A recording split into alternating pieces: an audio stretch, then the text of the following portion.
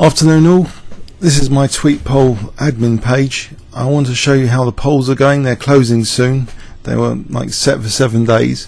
So the first general poll, which started off the dialogue between me and you guys, was fascinating. So what videos are your favourite type? And so far 158 votes. The poll's now closed, but obviously the live commentary seems to win the race there. The live commentary videos, and sort of near neck and neck. Okay, so Brilliant Move series, which is a new one. Master games from recent tournaments, you seem to prefer that from the Evolution of Style series, but they're not too far apart. And H was my own over the board games. That's pleasing to know, because I'm going to do those anyway. So so these other ones are a bit weaker, but even so we could mix some of them in occasionally, like puzzle videos, opening videos. So really, it reflects actually my own general enthusiasm and convenience for doing videos. Actually, there was some other notes you made. So Warzone, live commentary. I prefer the 5-minute on the SEC. Positional crushes, chess cube bullet tournaments. All let's see all the comments actually, because they're kind of anonymous. So Mikhail Tell sacrifices. I like the auto pairing. Bullets, close analysis of your live commentary games, chess cube tournaments. I prefer 5-minute tournaments over bullet. Could you do a vertical casting? No, okay.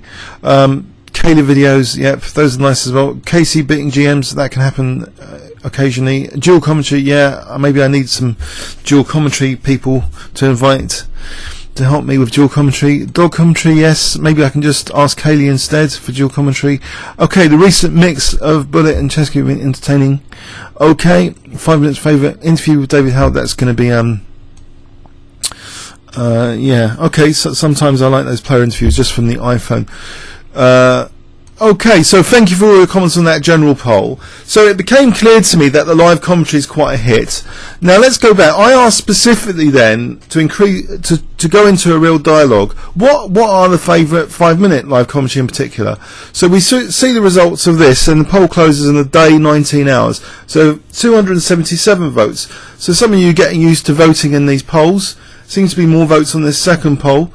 Maybe it was closer to your hearts or something. You wanted to say something here. And it seems again there was a sort of almost clear winner with something I didn't quite understand, to be honest. Hence this video. I threw this in, talk about dynamic aspects of the position, which I was hoping would contrast with this other question about the pawn structure and slower elements. Because dynamic aspects are often the quicker elements, the transitory elements of the position. But I wanted to be really clear on this.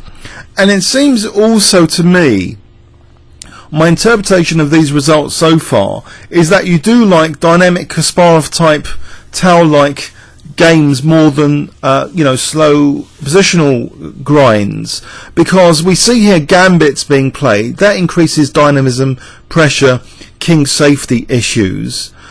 We see also, again, strong title players, so you want to see maybe the opponents also playing aggressively, dynamically, accurately, or whatever. So K was about dynamic aspects of position, and J was pawn structure, and L, what was L? Games with brilliancies at some points. So I get this general impression you do like dynamism, creativity, dynamic aspects of chess. And it's this, let's have a quick look at the comments here. So post losses, yeah, I'm starting to do that more. Now, I have to answer this though, that I'm not choosing my opponents. I'm playing multiple games a day often. But the thing is about the auto pairing, I'm on a treadmill. Of course I'm going to lose games. If I wanted to win all my games and just post win videos, I could just select opponents continually, say below 2200.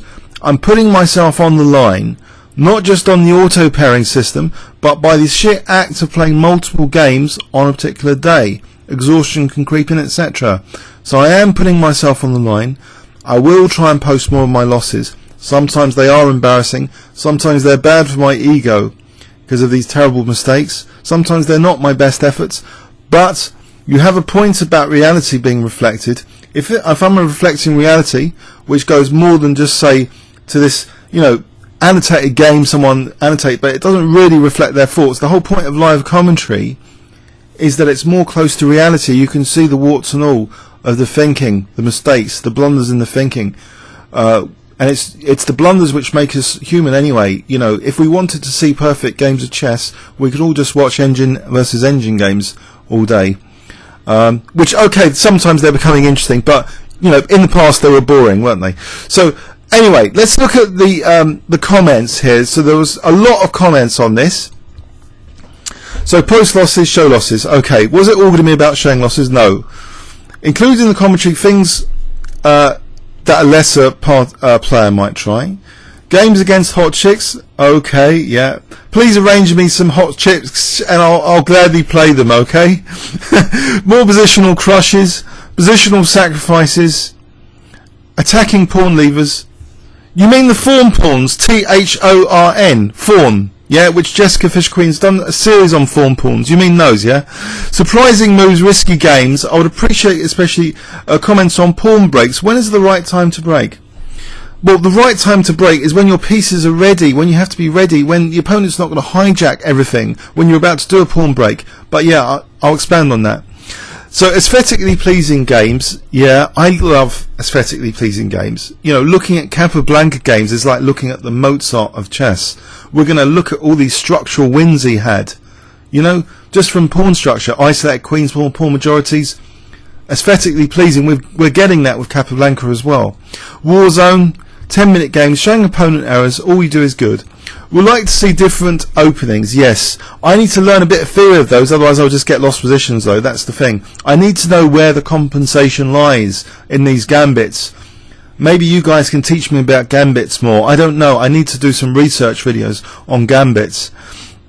Like we did on the King's Gambit, you know, when I covered the World Champions, it increased my confidence a bit, knowing that the World Champions have all been, a lot of them have been beaten with the King's Gambit.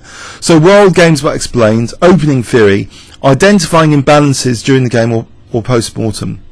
Okay, I don't like the word imbalances at the moment. I prefer trump cards, because that's qualifying the word imbalances as in favourable imbalances. If you have a trump card, you've got a favourable imbalance. It seems to be more effective, less token than the concept of imbalances by itself. Talking about the potential power of potential variations you've seen in the past. Okay, 5-minute commentary. Here's the dog lapping in the background. Yep. During postmortem dissection of critical position. Yeah, sometimes I only know it's critical, and Ribka sort of says that I've missed a +3 or a -3. I've gone to a -3 from a +3. Sometimes it's difficult to spot those, actually. Games where you don't get worked up over the opponent's highest rating. Auto pairing is best in-depth post-mortem when you carry swindles in the lost position. Most of them entertain, all of them games which you lose. Okay, yeah. You're laughing at your own blunders, yes. Games I lose, yes. Identify weak points, yes. So you want me to totally embarrass myself? Oh no, it's objective here. And weak points of the opposition. Just tell me what you think about position. Enjoy all the games. Your laughs on small pawn moves are awesome. Games with crazy time scrambles, good mix. Dames are weak, love the sharp positions. Okay, Vienna Gambits, experimenting Grunfeld. You get really excited over something, it doesn't matter what. Okay. Entertainment polls will go. I'd like to see more data from viewers. Okay. Italian game, Grunfeld Benoni. Demonstrations of how to exploit a weakness. Okay. Ideas, sorry, plans behind it. All of them, everything you do, games laugh, always around breakthrough positions. Beginners to learn, games which don't end just while someone blundering, seem more fun. Really? The recent blunder games seem to be well taken with the title player's blunder. Investigating opening theory, yeah. Series on history, I'm doing that anyway, that series. So tips on how to improve the game. Okay. Yeah. I'm trying to address this. I don't know why that is. Maybe I get bored or tired during longer games, or I don't know enough theory, or I'm just generally just a weak player, but Blitz hides that. Okay. So I love King's Indian defence, but the French is getting boring. Could I add the Alekhine defence? Yeah, that will be interesting, Trip, because Alekhine's kind of hypermodern provocative. It was used by Fischer in the 1972 match with success, the Alekhine defence as well. It's not a bad opening to experiment with, as a big contrast. You know, sometimes where you think you're trading 3 pieces when you actually don't get their queen. Okay, so thanks. That was interesting, especially the comments there. Thought I'd share them with you. Now, this new poll, I want to ask about this 1731. What does this mean, the dynamic aspects of the position? So there's a new poll I just created here on Tweet Poll. I hope they don't mind the publicity I'm giving them. twtpoll.com.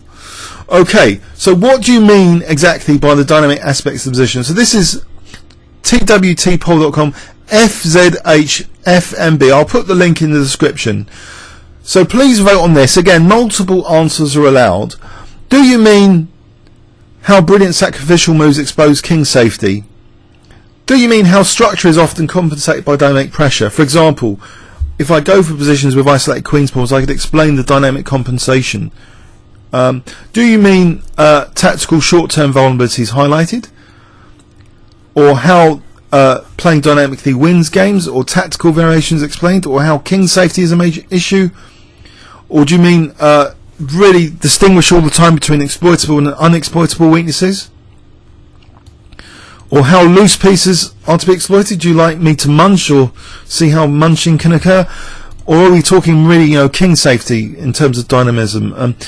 Or do you mean how ugly looking is sometimes okay if the ugly reflects non-exploitable weaknesses? Or do you mean how difficult it is to play accurately in some positions? Or do you like opponents squealing under huge tactical, dynamic pressure, and you like me talking about those juicy positions in inverted commas? If you mean something else by this question, which seems to be voted highly in the poll, please let me know. I just like this to get a better picture of what you meant.